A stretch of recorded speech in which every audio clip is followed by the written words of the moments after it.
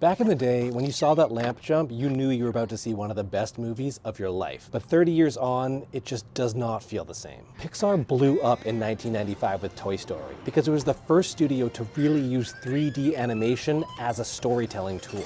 That turned what was basically a software company into an animation giant overnight. And as it grew and was eventually bought by Disney, Pixar leaned into its other strength, telling timeless, original stories that were meant for the whole family. Their distinct art style became like a seal of approval, and it felt like they were reinventing animation with every movie. Plus, back then, there wasn't a whole lot of competition. Without YouTube or TikTok, kids turned to animated movies, and Pixar owned that space for decades. Then after a run of non-stop hits, Pixar finally had its first real dud. Right after Inside Out, one of the studio's biggest successes, they dropped The Good Dinosaur. Stunning visually, but narratively kind of dull. One animator told us that success and mass appeal often limits creative risk-taking. So leaning into franchises and things that they've done before, I feel like that's probably because the cost and the expectations and the competition is so high now. Before, they were the only people in the game, and they had a formula that was really working. That's when Pixar truly abandoned its old no sequels philosophy. 4 of their next 5 movies were sequels, and there are 3 more in development right now. Here's the problem. Pixar has to climb a giant cliff to get back on top. Huge companies can't gatekeep 3D animation anymore. The Oscar-winning film Flow was made by a small team using free programs. International productions like Ne Zha 2 and Demon Slayer are breaking into the mainstream. And streaming services like Netflix have a lot more room to take risks, with some major payoffs like K-pop Demon Hunters breaking all kinds of records. So Pixar's future is tough to figure out. The focus on characters that aren't people has faded. From Soul, Luca, Turning Red to this year's Elio, the studio has largely entered its human era. Some fans blame their unique bean mouths for the recent flops. In theaters, Pixar's franchise releases are still doing pretty well. But when it comes to getting back to the place where it once was, it's, in a word,